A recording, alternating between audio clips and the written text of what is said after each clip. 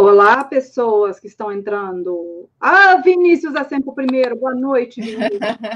Boa noite, Vinícius. Colegaço, esse cara tá até no meu Twitter, maravilhoso. Boa noite, gente. Vamos fazendo um negócio aqui, marcando as amigas, os amigos, na live, para a gente começar. Oi, Pri, você também tá sempre aí. Mudamos de horário, né? Sim, já vou explicar por que a mudança de horário, inclusive. Estratégias erradas, iniciais, pelo menos. Vamos aí, vamos marcando os amigos. Eu tô, inclusive, toda descabelada, terminando o meu dia, que agora é uma caixinha só, né? Aquela coisa que a gente tinha, somos multimulheres. Aí a gente tinha multitempos, multiespaços, caiu tudo num lugar só. Então, acabei de terminar meu dia de mãe, de dona de casa, de profissional. Tô aqui toda descabelada, nem tinha visto que eu tava nesse estado, não deu para me arrumar hoje. Hoje veio a Lau do dia. Eu tinha tomado um banho, então meu cabelo está aqui bonitinho, porque o Theo hoje está meio desreguladão, sabe? Aí eu enfiei no chuveiro, porque é a melhor saída, assim, nesses momentos. Sim. Tomei um banho junto com ele, lavei, sequei o cabelo e botei um vestidinho bonitinho que eu uso para fazer palestras, porque eu não estou fazendo palestras, a gente tem que usar as roupas, né? Acho que é uma boa. Então botei. Mas, a Priscila já está falando, fique sempre nesse horário. É a intenção, Pri, o que acontece aqui? Vamos explicar. Eu tinha inicialmente combinado com a Lau de fazer às 22, na verdade a intenção é ficar nesse horário, Pri, acho que você não gostou. Eu tinha combinado com a Lau de fazer às 22, porque a ideia é que o Theo dormia cedo, então 22 ele estaria dormindo, o marido estaria relax, e eu poderia fazer a live numa boa. Só que o que tem acontecido é que esse horário o Theo tem estado pilhado, o Theo tem dormido mais tarde, e aí tem ficado puxado, assim, às vezes eu fico fazendo a live preocupada com o Theo causando, e o marido, aquela coisa toda. Então, o que a gente preferiu? Puxar a live para mais cedo, porque o Theo vai estar acordado mesmo, ninguém vai estar tentando botar ele na cama e ele brigando para não ficar na cama, então o estresse é muito menor. Enquanto isso, o marido faz a janta, dá janta para ele, fica lá com ele, e eu fico mais tranquila de saber que não está rolando estresse, entendeu? Então, é por isso que a gente acabou puxando para mais cedo. Mas, de qualquer forma, quem não puder acompanhar na hora, depois a live fica gravada. Okay? As de Facebook, sim, né? Pelo menos. Sim. Se bem que Instagram também fica, né? Fica 24 horas.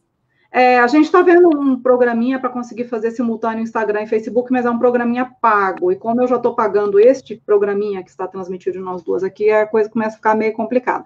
Vou fazer as continhas, ver se a gente consegue resolver isso aí. Mas, enfim, amiga, quer falar de Corona News? Corona News, ui. Vamos falar quarentena news, eu não gosto de ficar falando o nome desse bicho, sabe? Tu sabe que eu não tenho problema com o nome do bicho? A quarentena me incomoda mais, né? Porque a gente sabe que não vai ser 40. A gente sabe que vai passar disso. Então, eu já estou pensando qual vai ser o nome deste momento, né? Acho que, no final, o isolamento é o que mais condiz com o que a gente está fazendo. Embora a gente esteja trancados, né? Eu, pelo menos, estou trancada, assim. A minha realidade é estar trancada num apartamento, sair uma vez por semana para ir no supermercado. Então, bem difícil, assim. Hoje eu estava pensando muito sobre isso, assim, né? Como é difícil manter o equilíbrio e a saúde mental dentro de um apartamento trancado, assim, né? Então, em uma semana é uma sensação, em 2 semanas é outra, em 30 dias já é outra sensação, né? E a gente ainda não tem a menor ideia de quando isso vai passar, então é bem delicado. Eu não posso falar que eu tô, assim, saindo do meu apartamento uma vez por semana, porque às vezes eu desço para pegar alguma entrega de farmácia, alguma coisa assim, mas eu sinto uma emoção muito contraditória, assim, que ao mesmo tempo que está sendo difícil ficar presa dentro do apartamento, quando eu tenho que sair é uma angústia muito grande para mim. Porque, igual eu coloco ontem mesmo, a Lola estava com o olho inflamado, aí a veterinária falou, eu vou ter que ir aí ver, eu não quis que a veterinária entrasse em casa, então eu desci com os dois, e ela viu ela na calçada, sabe? Eu com máscara, ela de máscara, tentando manter o distanciamento, aquela coisa. Mas é uma coisa que me angustia muito, porque eu sinto que muita gente não está levando a sério. E assim, eu falo do meu lugar de classe média, que moro em um prédio com pessoas que teoricamente tiveram acesso à educação e à informação, e tem acontecido com frequência de quando eu preciso descer, ou às vezes o elevador para e aí tem gente dentro, e aí se eu tô com os cachorros, que a Lola eu tenho que descer uma vez por dia, que ela não faz xixi dentro do apartamento. A pessoa olha e fala assim, não, pode entrar, eu não tenho medo de cachorro, não. E eu falo, meu filho, o problema não é o cachorro, eu penso, né? O problema não é o cachorro, o problema é você no elevador, eu não vou dividir o elevador com outra pessoa. E geralmente é eu de máscara e as pessoas sem máscara. Hoje eu estava descendo e aí parou num andar, eu estava de máscara, e a mulher que estava no andar, uma moça, veio entrando. Aí eu já fiz assim e falei assim, eu falei uma mentira, que foi uma dica que me deram no Twitter, eu falei assim, melhor você não entrar porque eu estou espirrando.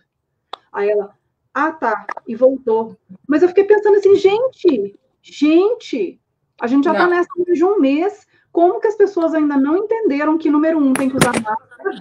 Opa, caiu. Número 2, não dá para você dividir o elevador com pessoas. Se tem pessoa no elevador, espera o elevador ir e voltar quantas vezes precisar. Não divida o elevador com pessoas, porque o vírus ele não anda sozinho, ele vai de uma pessoa para outra, entendeu? Então me espanta um pouquinho. Eu tive ontem e hoje assim, algumas experiências intensas. Ontem foi meu dia de supermercado. E eu já tinha lido a notícia que no final de semana, aqui na minha cidade, eu moro em Porto Alegre, para quem não sabe, o final de semana foi super movimentado, né? Nas praças, a gente tem uma orla que dá num rio, enfim, que é um lugar que reformaram há pouco tempo, que tem ciclovia, tem várias coisas, e diz que estava lotado no final de semana, né? Então, assim, já está acontecendo um afrouxamento do isolamento, embora não oficial, mas acho que muito por mensagens contraditórias que a gente está tendo.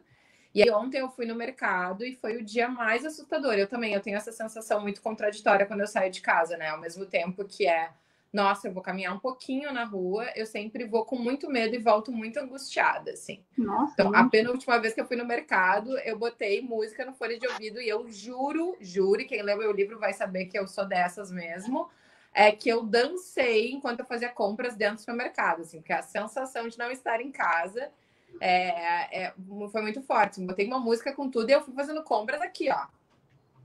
Eu relaxei mais, tinha pouca gente no supermercado, assim. Mas dessa vez que eu fui ontem, primeiro tava lotado, e assim, o que mais impressionou ontem era feriado. Assim, tava lotado de crianças correndo no super, as pessoas se abraçando, criança pulando no colo de pai e de mãe. Eu vi casais se beijando, assim, tava um clima no supermercado de feriado real, assim, né? E assim, tinham pessoas de máscaras como eu, mas nós éramos a minoria. Eu fiquei muito atordoada com aquilo, assim. E hoje, eu li de manhã cedo que esse final de semana em São Paulo, eles calcularam que teve um afrouxamento do isolamento em 13%, e isso aumentou a mortalidade em 152%. Então, 13% de afrouxamento, e isso aumentou em 152% a quantidade de pessoas que vieram a morrer, falecer de Covid. Então, assim, é muito assustador tudo isso, né? É muito assustador que essas informações estejam disponíveis e que as pessoas ainda assim estejam saindo sem máscara, com os seus filhos, sem máscara, assim, sem nenhum... Parece que as pessoas estão sem medo, né? E hoje foi o primeiro dia que o João teve que sair, em 37 dias. Nossa, imagina 37 dias de isolamento dele, muito rigoroso, e hoje ele teve que sair, porque ele tinha que fazer uma questão médica. A gente não tinha alternativa mais, não dava mais para postergar. E foi assim, alto diálogo antes de sair de casa, sobre como ele precisa se responsabilizar por se cuidar, sobre por que a máscara é importante, sobre por que o álcool gel é importante. E aí até eu gravei uns vídeos dele falando depois da nossa conversa e tal, porque eu acho importante que a gente também não trate as crianças que têm capacidade cognitiva para acompanhar tudo isso, não trate as crianças como se elas não conseguissem, né? Tipo, elas também têm que se responsabilizar, elas têm que entender para nos ajudar a cuidar. Então, eu acabei não indo, porque o pai do João aproveitou que ele ia sair de casa para ficar com ele esse tempo, já que eles não estão podendo se ver muito, né? E aí acabou indo com o pai, e aí depois o feedback é que o João estava super cuidadoso, dizendo que não podia tirar a máscara mesmo, querendo passar álcool gel depois de ter ido no lugar. Então, assim... Mas eu fiquei com o coração apertadíssimo, né?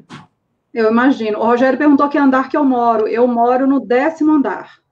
Então, assim, dá para descer de escada? Dá, mas aquelas luzes de emergência não acendem, eu vou ficando nervosa, é uma coisa horrorosa. Mas, de qualquer forma, quando eu tenho que sair do meu apartamento... Meu Deus, o Charlie não resolve se ele quer ficar dentro ou fora, gente. Lá vou eu fechar a porta de novo.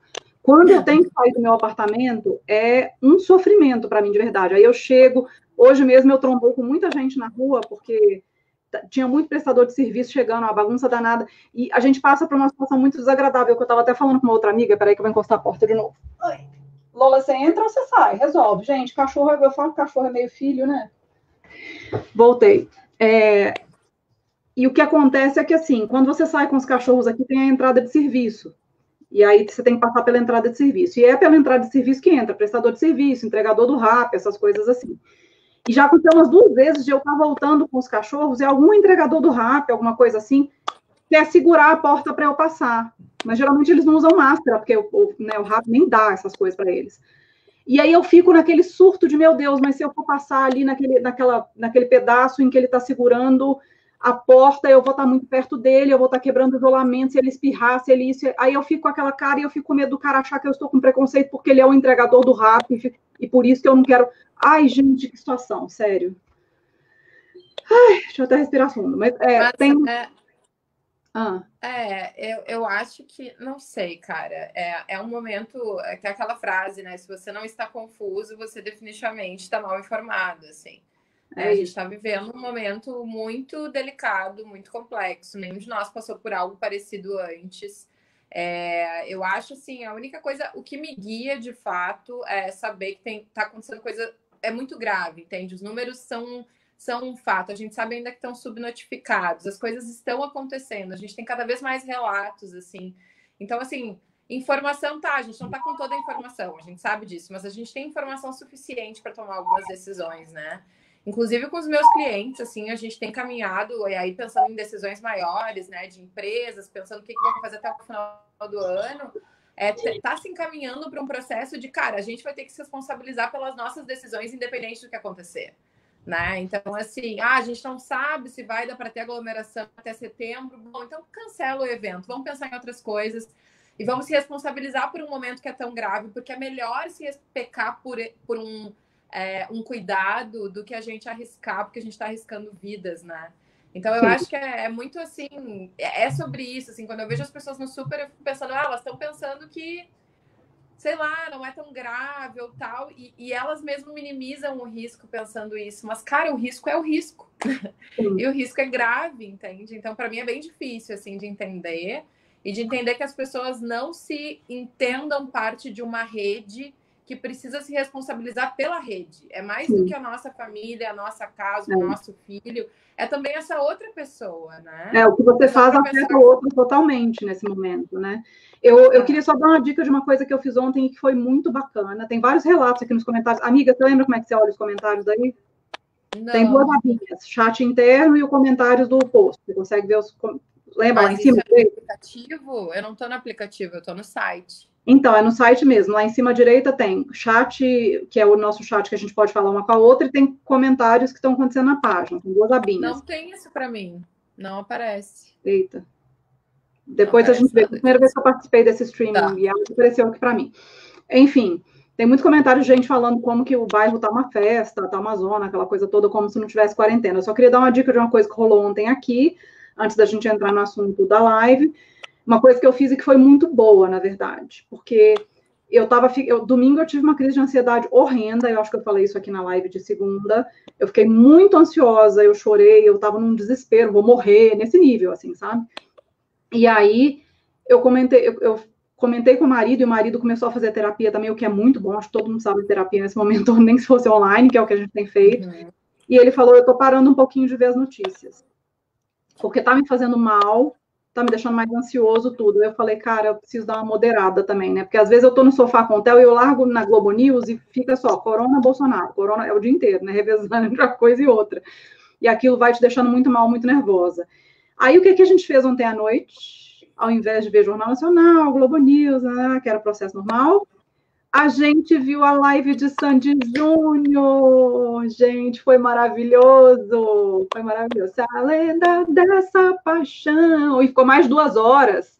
Na hora que eu vi, já estava tarde. E o Theo ficou numa boa no sofá com a gente. Ele não liga muito a música, mas enfim, aí todo mundo ficou mais relax. Aí depois eu queria emendar do Nando Reis, que teve antes.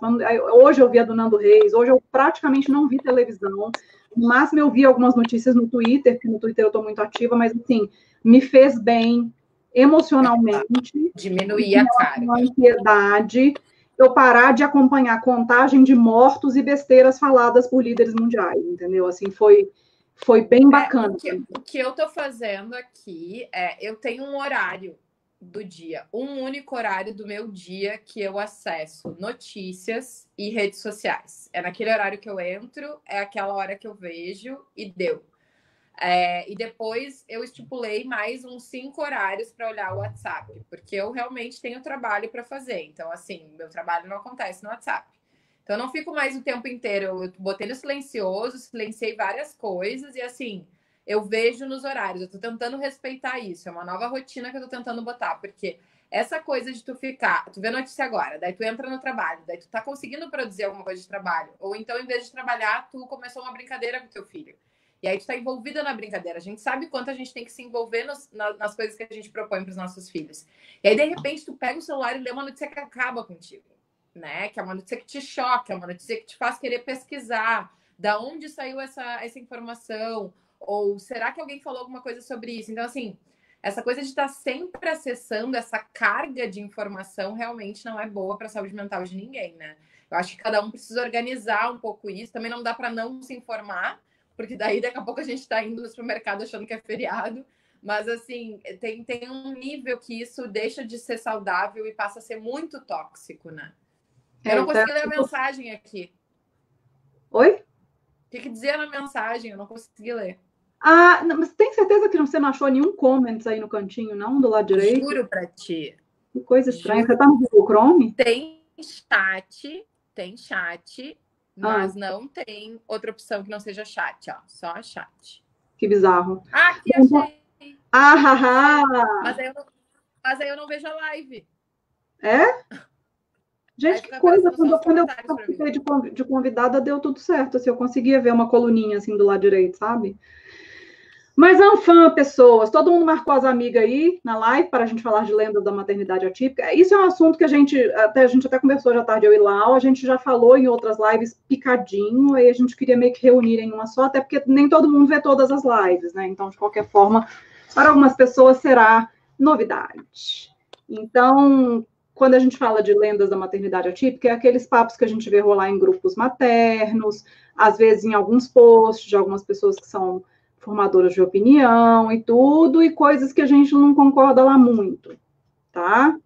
Então... E também é uma visão que vem de fora, né, Déia? Às vezes pessoas que não vivem isso e a visão que elas têm e imprimem sobre o que é uma maternidade atípica. Sim, exatamente. Então, vamos começar falando de lendas da maternidade atípica. Eu estava aqui lembrando daquelas de que o amor resolve tudo. Que tudo que você precisa para criar, educar e se virar e etc. com uma criança com deficiência, ou adolescente, adulto com deficiência, é o amor. E eu queria dizer que eu discordo. Porque, assim, primeiro que amor não enche barriga, né, gente? Segundo que a deficiência, ela exige intervenções. A palavra é muito boa, mas de qualquer forma é assim. Pessoa com deficiência, em geral, ela precisa de suportes para que ela possa... Ferramentas para desenvolver suas potencialidades, geralmente isso é através de terapias e etc. Que a mãe não necessariamente é capacitada para isso, às vezes a pessoa é só mãe mesmo, às vezes a pessoa tem uma profissão que nada a ver, às vezes a pessoa não tem um dom para aquilo, nem que ela vê 1 milhão de vídeos, ela não vai conseguir reproduzir aquilo em casa.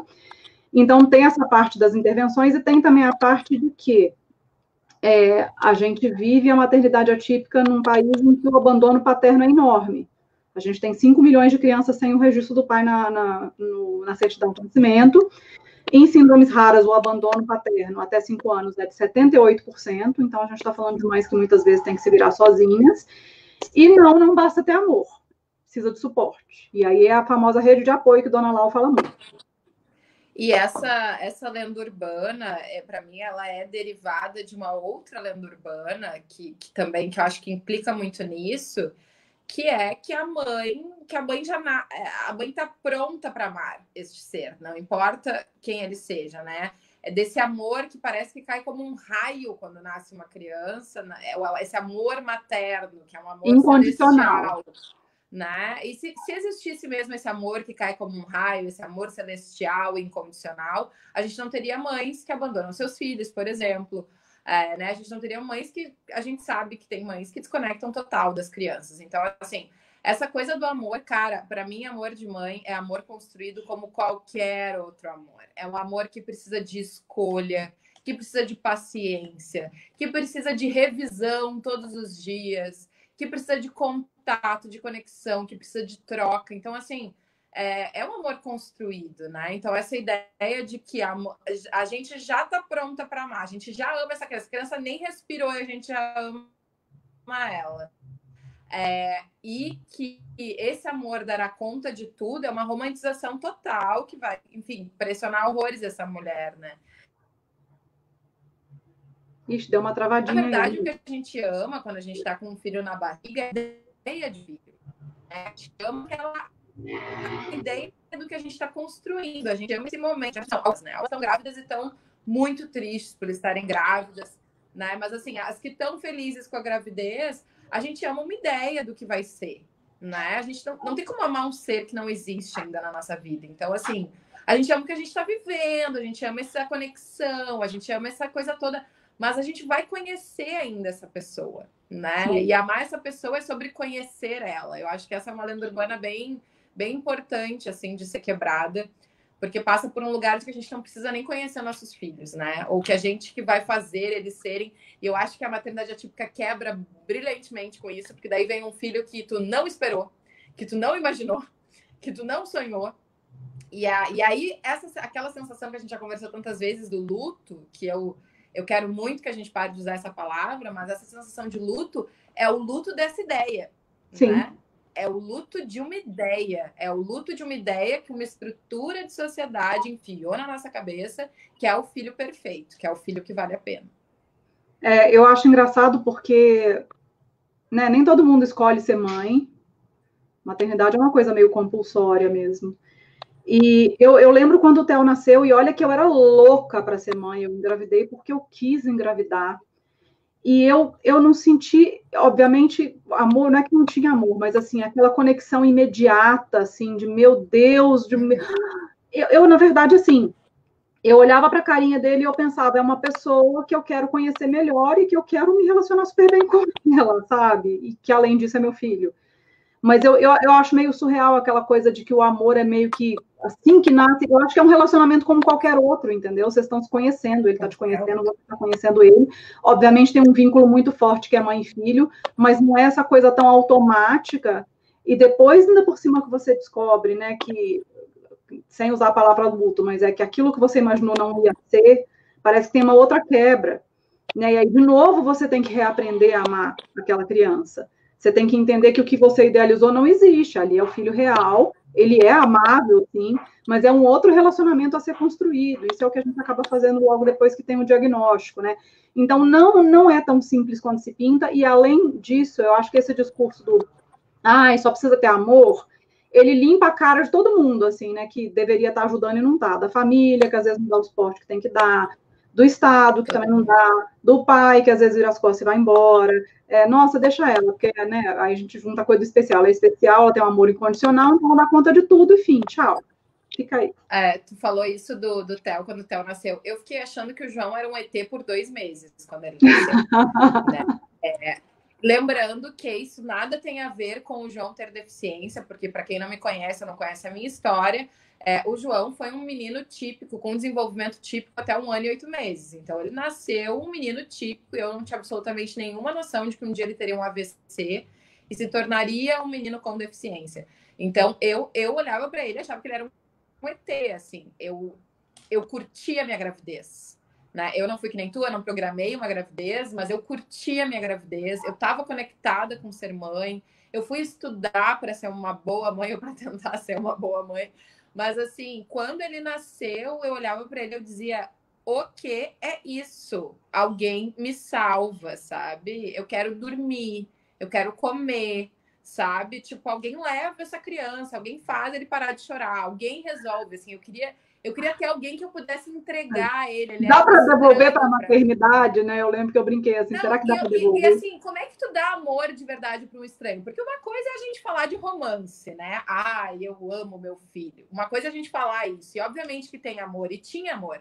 Outra coisa é tu sentir amor, né? Sentir de fato amor é uma outra parada. Então, assim, eu tava olhando para aquele ET e pensando da onde eu tiro amor para dar para este ET que eu não conheço, que eu não sei quem é, que eu não sei quem vai ser.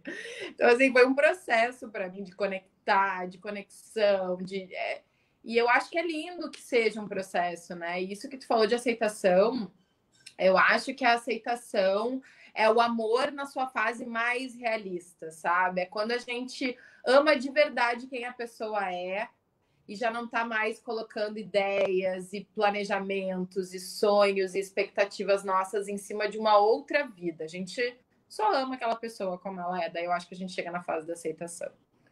Uhul. Mais mitos da maternidade atípica. Uau, tem tantos, né? O que vocês já ouviram aí, gente, de besteira sobre maternidade atípica? Eu estava lembrando agora de um que para as mães solo já devem ter ouvido várias vezes, né? Mas quando eu fui me separar do meu casamento, eu ouvi de muitas pessoas que eu não deveria me separar porque eu ia ficar para sempre solteira, porque absolutamente mais homem nenhum ia me querer, afinal eu sou mãe de uma criança com deficiência, né? E essa é uma lenda urbana. É uma lenda urbana e é uma lenda para oprimir mulheres, né? Porque nos coloca num lugar horroroso, de quase ter que, né? Como se para tornar a maternidade um fardo. Não, e aí a maternidade vira um fardo, né? Eu nunca mais vou poder ser mulher, eu nunca mais vou poder ser uma pessoa para além da minha maternidade, assim. E eu observo que muitas mães atípicas acreditam nisso. E acreditam nessa lenda urbana e se abraçam nisso. Isso faz muito mal para uma mulher, assim. E por experiência própria, isso não acontece, viu? Assim, eu acho que tem muito homem babaca no mundo e muita mulher babaca também, porque temos aqui possibilidades de mães atípicas se interessarem por homens, se interessarem por mulheres ou se interessarem pelos dois. E eu acho que tem muita gente babaca, mas eu acho que daí a gente tem que pensar quem é que a gente está buscando, sabe? Porque tem muita gente legal também, muita gente que vale a pena, muita gente com alguma moral humana, assim, né? Gente babaca que não quer ficar contigo porque tu é mãe ou porque tu é mãe de uma criança com deficiência, esse é o tipo de pessoa que tu não tem que querer perto, né? Eu acho que é muito mais sobre a babaquice das pessoas do que sobre as nossas maternidades. É isso, não insista, gente. Se a pessoa não quer, é melhor você não querer mesmo, não. Eu estava lembrando aqui daquele sobre o que as pessoas acham que é ser uma boa mãe de uma criança com deficiência.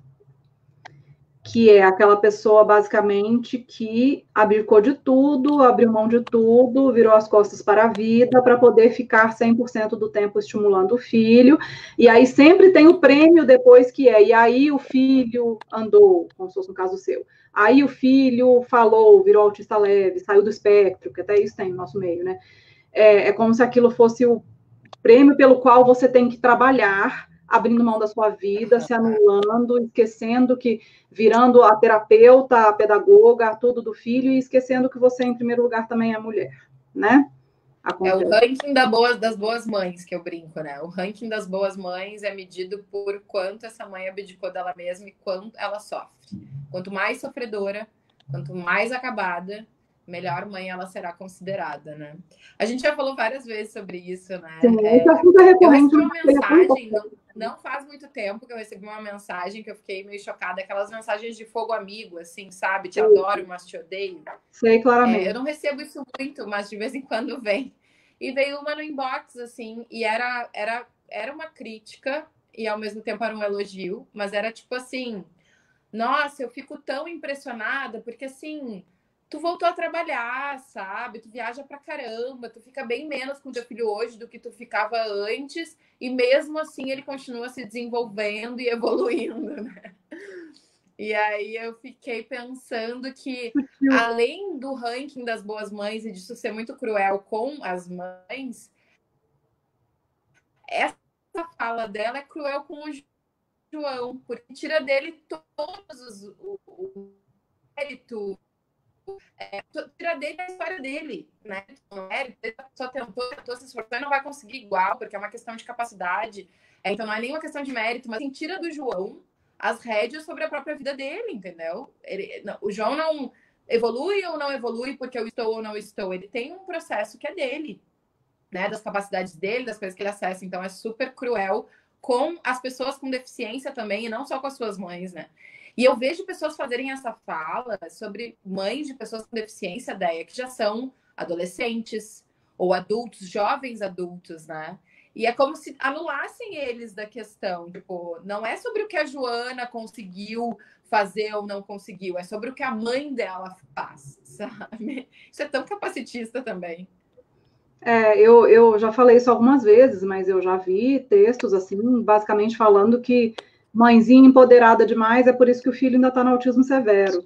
E eu acho isso tão cruel, principalmente com aquelas mães lá dos anos 80, que nem se sabia diagnóstico direito, que o filho só foi ser diagnosticado na adolescência. E essas mães, sim, abriram mão de tudo. E não tinha nem literatura na época para você consultar, saber o que fazer, como estimular. E essas mães fizeram, elas deram o sangue por aquelas crianças, adolescentes, que hoje são adultos, que não tinham nem diagnóstico. E aí você vai falar que foi falta de dedicação da mãe, na verdade.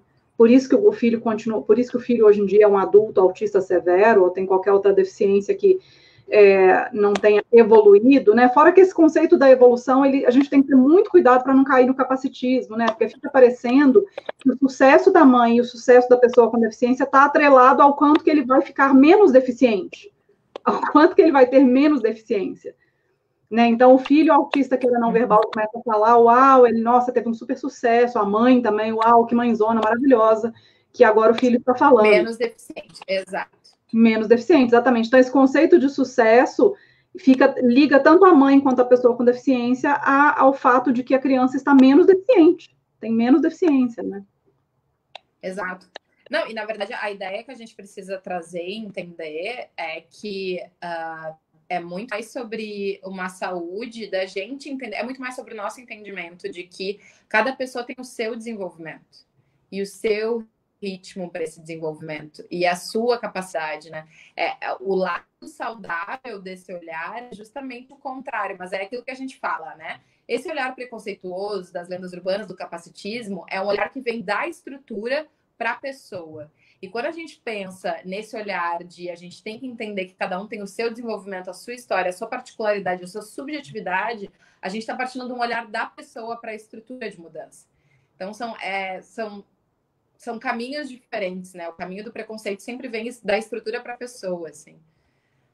Tudo que a gente está falando aqui é preconceito. É bom que a gente fale isso em algum momento, né? Todas as lendas urbanas têm na sua base preconceito.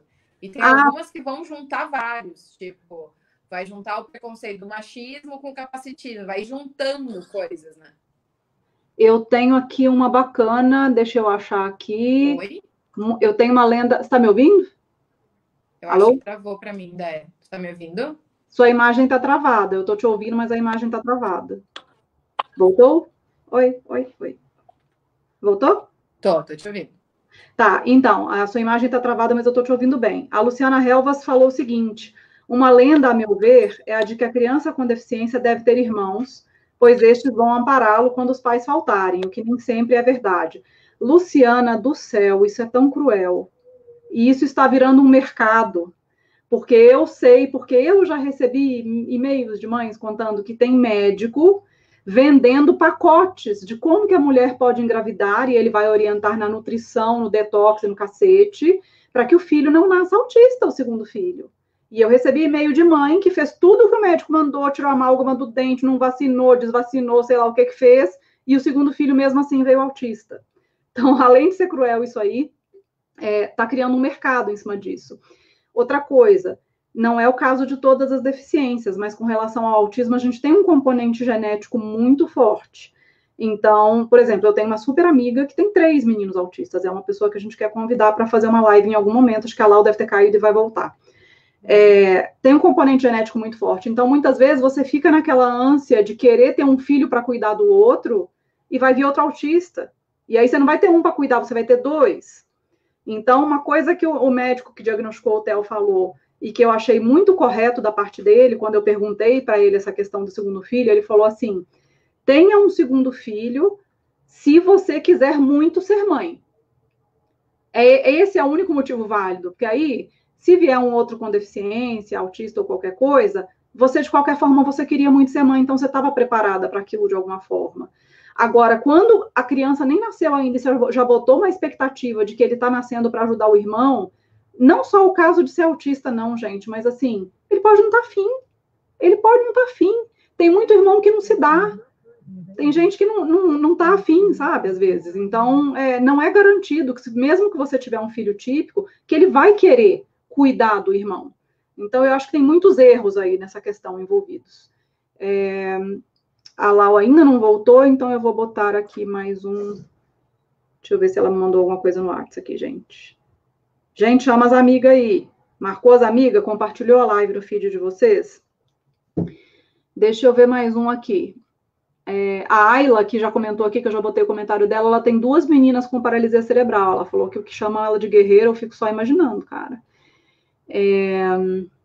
Cadê? Roseli. Minha mãe trabalhava em 2 empregos, década de 70 e 80, e os médicos disseram para ela que eu nem alfabetizada seria. Hoje eu sou muito independente, trabalho fora, eu amo minha mãe. Tá vendo só? A Roseli é autista, gente. É uma pessoa maravilhosa, que agrega demais. A Roseli deveria escrever um livro. Eu acho que como eu já aprendi com a Roseli, sabe? E olha o que falaram para a mãe dela, porque a mãe dela tinha 2 empregos, trabalhava muito fora, falaram que nem alfabetizada seria, e foi, e tá aí, tem um emprego dela, tá super bem lá no Grupo Método. Deixa eu jogar lá de novo. Voltou? Oi? Alô? Oi, Está de volta?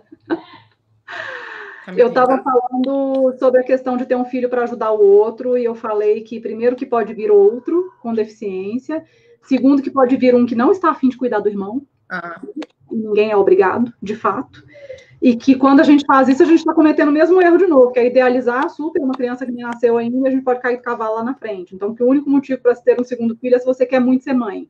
É isso, em resumo. Você queria adicionar alguma coisa? É bastante. É que eu acho que também entra num lugar que ninguém pensa muito sobre isso e só repete aquilo que os mais velhos dizem. E eram outros tempos, né? Então, essa coisa de ter um irmão para cuidar de um filho com deficiência, primeiro, é capacitista e é extremamente cruel com o irmão que vem depois. Né, que já nasce com uma função na família que não deveria recair sobre ele, né? E aí é uma criança que vai ser olhada dessa forma durante toda a infância, e a gente tem relatos disso, né? A gente tem pessoas que contam esse relato de ter nascido e sido criado para isso, enfim. É um peso muito grande, assim. E fora o capacitismo, que é de uma época em que a pessoa com deficiência era vista diretamente como uma pessoa que seria para sempre muito dependente e tinha um pouco recurso para que essa pessoa pudesse trilhar outros caminhos e pudesse conquistar algum nível de dependência. Então é uma coisa que precisa ser muito revista, assim. Tô vendo. Ai, Jesus, essa aqui Lau vai adorar comentar, porque eu já ouvi Lau falando disso. Lenda, mãe adotiva de filho com deficiência é uma heroína dupla, pois escolheu o filho com deficiência, ou é uma coitada porque pegou para criar e foi premiada. É o mesmo que a gente falou com o Dani aquela vez, né? Lá na live com o Daniel, gente, depois vocês procurem aí que tá salva. Da gente falando e ele falando de como que tem pessoas que tratam a namorada dele como se ela fosse uma santa pelo fato de que ela está namorando com ele. Tipo, nossa, que pessoa maravilhosa que você é, porque você está namorando ele, que tem deficiência. Isso é ridículo. Isso é ridículo. Basicamente é o mesmo, tem a mesma questão. Aí lá vou eu fechar a porta de novo. Diga, amiga. Aparece, na verdade, as duas reações, né? A reação número 1 é, nossa, coitada por ter, se não sabia que tinha deficiência, né? Foi premiada e tal, foi fazer um bem, né? Porque as pessoas veem a adoção como fazer o bem, né? Então foi fazer um bem e acabou sendo premiada. Então cai no lugar do coitada, ou cai nesse lugar que tu está falando da namorada do Dani, que é, nossa, essa mulher é uma santa por ter adotado uma criança com deficiência. Cara, o que eu vou comentar? Isso é capacitismo puro, é aquele entendimento que a gente já falou várias vezes, de que a pessoa com deficiência é menos gente, é subhumana, é uma subcriança, é um subfilho, entende? É como se a pessoa não pudesse amar e se encontrar nessa maternidade, ser feliz com essa relação e ter conexão. E eu já conheci várias mulheres que me procuraram para me contar histórias de que elas adotaram assim, sabendo que a criança tinha deficiência, elas adotaram. E o que elas me passam foi uma escolha. Me apaixonei pela criança, eu senti algo, eu senti uma conexão. Não foi processo de pena, não foi amor, foi afeto. E aí? Mas aí as pessoas, a sociedade não entende como ela pode ter sentido afeto com tantas crianças perfeitas, normais, para ela adotar. Como que ela pode ter se encantado justamente pela subcriança, né? Eu recebo muita mensagem de mães perguntando sobre essa questão do segundo filho, porque elas gostariam de ter um segundo filho, mas têm medo de vir outro autista. E eu não acho que é um problema você ter medo, não pensando em capacitismo, mas pensando que é difícil, principalmente financeiramente, você dar qualidade de vida para 2 pessoas com deficiência. Então, se tem um risco alto, você precisa considerar mesmo. Né, se eu desse um irmãozinho para o Theo e viesse autista também, eu não ia conseguir manter os 2 na mesma escola particular, fazer as mesmas terapias, a coisa ia ficar bem complicada aqui. E eu acabei fazendo essa opção de não ter. Mas é engraçado como que essa minha opção incomoda as pessoas e as pessoas se metem sem a menor vergonha. Então, acho que foi no penúltimo post que eu fiz no Instagram, que não tinha nada a ver o assunto. Entrou uma pessoa lá e comentou: eu acho que você devia ter outro filho. E isso acontece de vez em quando. Acho que ia ser muito bom para o Theo. Aí eu só comento, bem saindo assim pela tangente, eu falo: olha, eu já tenho 44 anos, a fábrica que já fechou. Aí eu achei que a pessoa ia desistir, aí a pessoa comentou: mas você pode adotar. Meu Deus do céu, gente, não seja essa pessoa. Né? E isso acontece com muita frequência, fora uma pessoa que uma vez eu nunca vou esquecer, que me mandou um inbox horroroso, falando que eu precisava ter outro filho para eu poder me realizar na maternidade. A pessoa falou isso comigo. É uma pessoa que eu bloqueei, porque eu falei: não é possível eu pensar que a pessoa foi de boa fé falar uma coisa dessa, entendeu? Isso já me disseram também.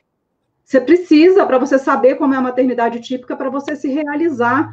Gente, você não se intromete na vida dos outros nesse nível, é capacitista essa fala, e quem vai criar sou eu. Quem vai ficar a noite sem dormir sou eu, quem iria. Mas, de novo, né? É como se é uma outra maternidade, entende? É uma maternidade colocada numa outra caixa. E é a caixa da submaternidade, de novo, vai entrar o sub de novo. Chama a gente especial, mas na verdade é um downgrade. Se tu tem um filho com deficiência, tu só tem um filho com deficiência, tu não vivenciou a maternidade. Tu não vivenciou a maternidade, entende? Para as pessoas, eu não vivenciei a maternidade. Eu sou mãe de um filho com deficiência, eu não vivenciei a maternidade como eu deveria. Então, eu deveria ter outro filho para ter essa experiência. Para poder sentir isso. Gente, eu sinto muitas coisas com o João, né? Eu sinto tudo, na verdade. Eu acho que a gente precisa ainda falar maternidade atípica porque a gente não tem os mesmos direitos, porque nós não somos tratadas da mesma forma. Mas pensando em viver a maternidade atípica é maternidade. É conexão com outro ser humano, é dedicação a outro ser humano, é troca, é exatamente o que é uma maternidade. É a maternidade atípica, né? Então, assim, eu já fiquei mais ofendida com essas coisas. Hoje eu não fico tanto, assim, porque eu olho e falo: gente, é um pensamento estrutural de que nós estamos vivendo uma subvida, né? É uma submães de subcrianças em submaternidades que absolutamente todo mundo tem medo de falar sobre, não quer tocar no assunto, não deseja para si. E se acontecer, aí vai vir aquele impacto do luto, que é porque comigo, porque é isso, cair no sub, né? Essa ideia de sub é muito difícil, né? Eu tô vendo muitos comentários. A gente acredita nessa lenda urbana, né? Porque no caso, não temos nada de sub. A Rejane comentou aqui que ela tem um irmão mais velho com deficiência, sempre ouviu dos pais desde criança que ela seria responsável por cuidar do irmão quando eles falecessem. O Vinícius também está aqui falando que sempre cobraram dos pais dele, da mãe dele, dar um irmão para ele, esse tipo de coisa.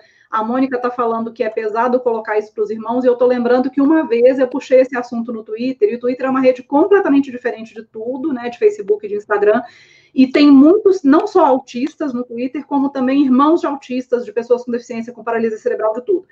E apareceu muito irmão lá, falando, que os pais sempre falaram isso, que sente que é pesado, não que largaria o irmão na rua, mas que essa responsabilidade pesa, que a pessoa tem que fazer terapia, tem medo de não dar conta. Eu lembro que comentou que ela tem um irmão esquizofrênico severo, e que a mãe cuida com todo amor, o pai também, e que ela morre de medo de quando a mãe morrer, ela não saber como lidar, entendeu? Então, tem que pensar por esse lado também, que já tem alguns estudos falando que irmãos de pessoas com deficiência têm uma carga psicológica mais complicada, precisam de terapia, precisam de atenção, porque o irmão acaba levando mais atenção, né, de certa forma, porque precisa de mais estímulo, terapia, isso, aquilo, atenção da mãe, e eles acabam ficando meio de lado com isso tudo, e isso pode afetar a parte psicológica, gera depressão e etc. Então, tem questões muito grandes aí envolvendo os irmãos que ficam nessa... Não, e ficar de lado ainda com uma responsabilidade imensa, né? Eu estou lendo os comentários aqui, mas... Roberta Ágata está falando que tem dó do filho ser tão sozinho. Tá dando um delay entre eu e tu. Oi? Alô? Você tá me ouvindo? Aqui tá direitinho, mas você tá meio desfocada. Para mim tá dando um delay, tu tá trancando, e aí dá uns... Acho que a sua internet deve estar mais devagarzinha, que a minha hoje eu liguei no cabo. Tá horrível então, hoje aqui. A minha eu liguei direto o cabo no computador para não dar problema hoje. Então aqui eu tenho que também não. Aqui, ó, a Letícia está falando que da série Atípica, ela gostou muito de mostrarem os problemas da irmã. Exatamente, Letícia. Eu vi só a primeira temporada, mas para mim ficou muito claro ali algumas coisas. Deixa eu ver o que mais. Eu também achei super interessante eles botarem o ponto de vista dela, porque a gente fala um pouco disso, né? Existem alguns tabus que eu percebi muito, rodando muito em grupos de mães atípicas pelo Brasil e conversas. Existem alguns tabus que é muito difícil, que as pessoas não gostam muito de conversar, as mães. Eu acho porque bate muito no lugar de culpas, mas a gente não quer pensar em culpa, né? Culpa não adianta para nada, na verdade.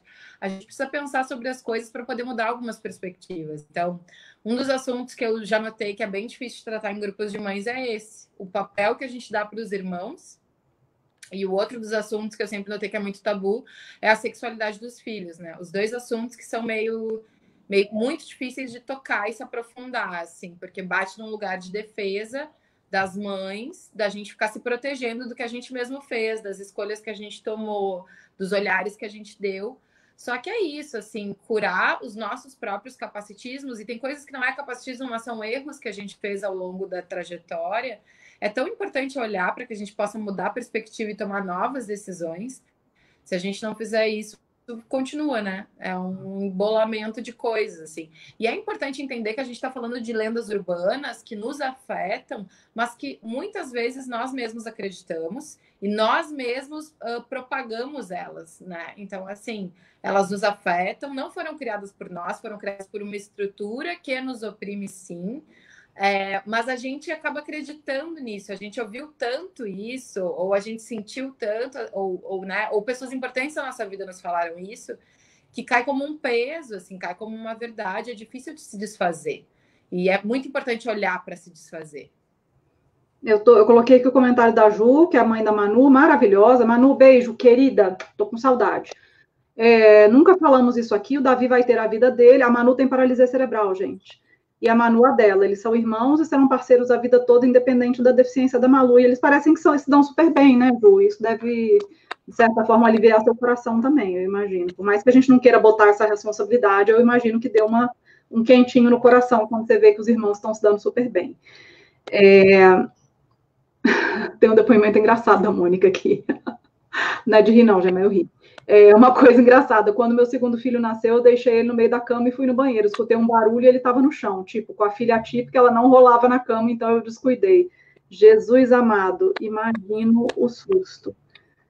Coisas que acontecem, né? Você ficou super condicionada que aquilo ia rolar.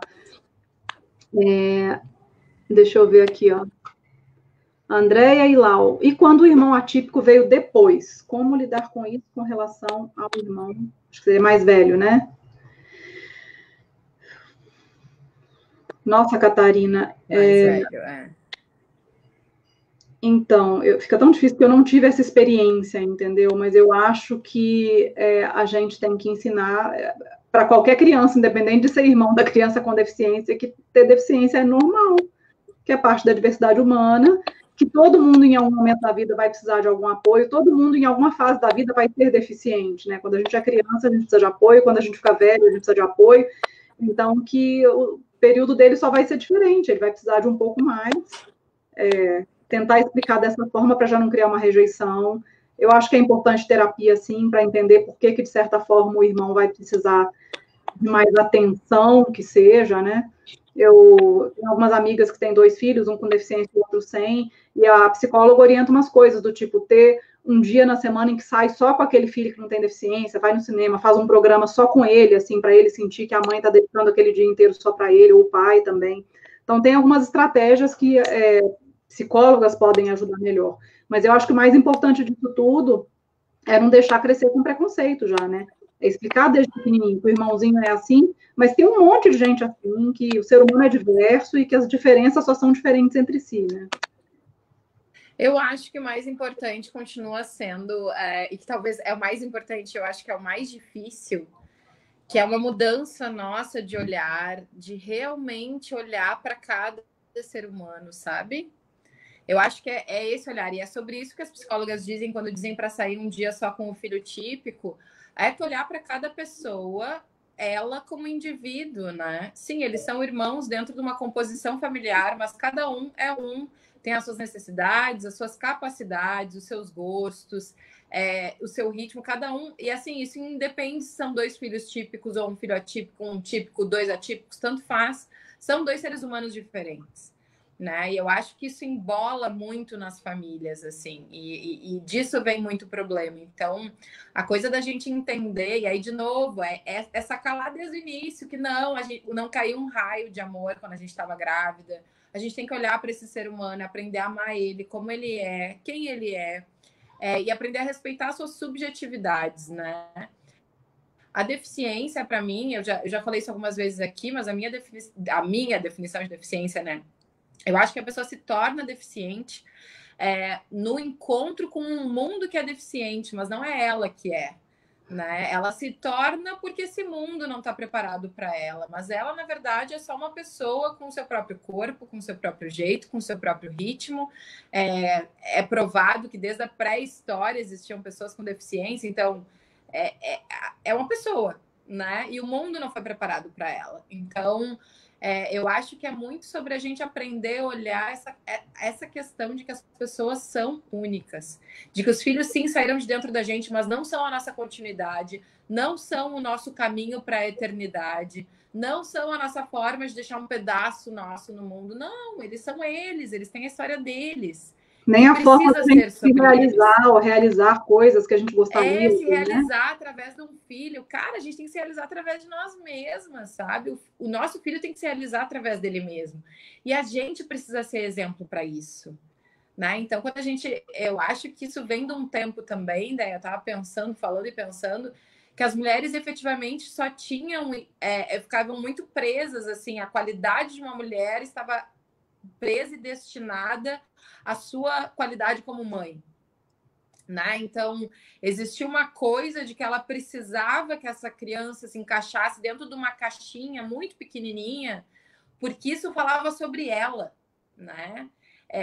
Na verdade, nosso papel enquanto mães é ser ponte de um indivíduo que está chegando no mundo com esse mundo, é ser ponte desse mundo com esse indivíduo, é educar esse indivíduo para que ele seja bom para o mundo, muito mais do que o mundo ser bom para ele, porque, sinceramente, a quantidade de gente babaca que tem por aí, né? Então, assim, nosso papel é muito sobre ser ponte, assim, né? A gente não vai determinar o destino de ninguém. A gente já sabe de muitas histórias de muita infelicidade dentro de famílias que tentaram fazer isso. A gente não vai se realizar através de um filho. A gente pode desejar que um filho seja uma coisa e ele ser outra completamente diferente. E de fato é isso, assim. Esse é um lugar que é um cavar em felicidade, né? A coisa da expectativa, da pressão em cima do outro para ele ser o que a gente quer, da pressão em cima de um segundo filho para que ele cuide do filho atípico. Todas essas coisas que, na verdade, a gente tem que cultivar amor, respeito às individualidades, olhar de cada um, sendo cada um, e dentro desse ambiente talvez a gente consiga muito mais cultivar relações entre irmãos que sejam duradouras, independente da pressão de ter que cuidar ou não, mas relações de afeto. Porque senão vai ter um filho que vai cuidar daquele irmão que tem deficiência sem afeto. Ele vai cuidar por responsa, mas não foi criado que a Manu e que é afeto, é amizade real, é convivência, é outra parada. Então, eu acho que, no fundo, a gente está falando sobre uma coisa que é a mais difícil de todas, mas a mais importante, que é o nosso olhar humano, assim. E como é que a gente está olhando para essas criações, né? Gente, muitos comentários aqui. Tem muita gente falando de ciúme que rola, mas que rola até com irmãos que são típicos também, né? E que isso é natural que aconteça. Deixa eu ver o que mais. Tem gente aqui falando de ensinar os filhos a serem inclusivos. Tem a Gabi, que o filho dela tem síndrome de Down e é surdo também. Algo que eu escuto muito, eu estou chamando a atenção do bem, se ele fez algo que não deve, educando como toda mãe faz com seus filhos, a pessoa diz, tadinho, cadê o Daniel? O Daniel essa coisa dele não entende, né? Tadinho é o caralho, segundo o Daniel. É muito comum que tratem as crianças, assim, a criança com deficiência ou o jovem com deficiência, como se ele fosse mais jovem do que ele é, né? Sempre um bebê. Ele é um bebê eterno para a sociedade, assim. E o problema é que eu já percebi muito, assim, sabe, que muitas crianças com deficiência ficam mal educadas mesmo. Porque os pais ficam com dó, ficam, ai, mas tadinho, ele já tem tanta, eu já ouvi isso, ele já tem tanta limitação na vida, eu ainda vou... Sim, criança precisa de educação, gente, independente de ter alguma deficiência, né? Então, eu já escutei muito isso, assim, de que o Theo obedece. O Theo é bagunceiro, né, gente? Você sabe, ele tem as bagunças dele, mas, assim, o Theo é uma criança que obedece. Você fala, vem cá, vai ali, faz isso e tudo. E as pessoas falam, nossa, mas como ele é obediente. Cara, a gente educa o Theo desde pequeno e isso independe do diagnóstico de autismo. A gente nunca tratou ele como se ele não entendesse, como se ele não fosse capaz de entender, como se ele não fosse capaz de obedecer, né? Criança precisa de limites. Isso independe. É óbvio que tem algumas coisas que para um autista, principalmente, ou para uma pessoa com deficiência intelectual, ou as duas coisas juntas, você vai ter que fazer muitas repetições, você vai ter que falar aquilo umas 100 vezes para que ele entenda, para que ele assimile aquilo, para que ele passe a não fazer aquilo. Mas funciona e a gente tem que insistir, repetir 100, repetir 200, a gente tem que tentar, porque eu acho que às vezes quando a gente é mãe ou pai atípico, a gente esquece também que a gente não está ali só na função de pessoa que vai estimular, fazer isso, aquilo, outro. A gente está também na função de mãe e pai, e uma das principais funções de mãe e pai é educar. A gente não pode deixar isso de lado porque a criança tem uma deficiência, né? É que quando a gente entende que o nosso papel enquanto pais é ser ponte e educar, e a gente entende que a gente precisa olhar este cara, esta menina, quem for na nossa frente, de uma forma muito única e muito particular, isso que tu disse fica um entendimento tão natural. Bom, o Theo, eu tenho que ser ponte, eu tenho que educar. O Theo tem autismo, né? De que formas eu vou ser ponte e vou educar o Theo? Eu não vou estar olhando para o lado para pensar como é que os outros estão fazendo isso, né? Ou em que ritmo as outras crianças entendem. Né? Então, assim, é isso. Assim, bom, com o Theo, tu entende que ser ponte é educar o Theo. A gente não está falando de outra criança com autismo, a gente não está falando de outra criança, a gente não está falando dos típicos. O Theo eu preciso explicar tantas vezes. E tá tudo certo. Né? Então, eu acho que passa por refazer esse caminho do olhar para a gente entender isso, né? Eu fico bastante, esse comentário que tu botou antes, eu fico bastante brava também quando alguém diz, não seja tão dura com ele. Né? Eu fico pensando, cara, da onde vem esse não seja tão dura de uma pessoa que não conhece o João? Por quê? Que não sabe o que ele está se fazendo de malandro. Né? Da onde vem? Esse não seja tão dura vem num lugar de pena. Né? De pena da subcriança. Capacitismo. Aqui, ó. A Patrícia está falando que mesmo com paralisia cerebral, ela chama a atenção do filho quando está fazendo birra, e a gente aprende a dissociar, né? Entender o que é birra, o que é um problema sensorial, uma coisa assim. Sabrina Santos. Sabrina, acho que vai ter gente querendo essa camiseta. Se fosse você, eu contava para as pessoas aí nos comentários onde foi. Aonde encontrou? Aonde você viu essa camiseta. Eu completaria, mãezinha especial. Entendeu? Aí seria boa. É. Gente, eu vou fazer uma live amanhã por uma marca, e aí me mandaram um roteiro hoje, e o nome da live era como está sendo a maternidade especial na quarentena. Eu mandei na hora um recado, olha só, a gente não usa esse termo. Veja bem, né? Muda aí pro atípica, e se vocês quiserem eu explico. Gente, já são... Deixa eu ver aqui. Já são 8h03, a gente precisa terminar, inclusive, porque agora é a minha parte lá de lá ficar com o rapazinho e tudo, para daqui a pouco tentar ver se ele dorme, né? A gente sempre tenta, tem esperanças. Ver se consegue ver uma live de musiquinha hoje também. Então, a gente vai estar de volta na sexta. Eu ainda estou vendo o esquema aqui para a gente conseguir transmitir Facebook e Instagram ao mesmo tempo, que não é um esquema simples, além de ser pago. Mas é isso, se vocês gostaram, compartilha por aí. Eu vou ficando por aqui. Um beijo para todo mundo. Adorei ver vocês, adorei ver você de novo, amiga. E sexta a gente... Beijo. Beijo, gente. Boa noite, gente. Tchau.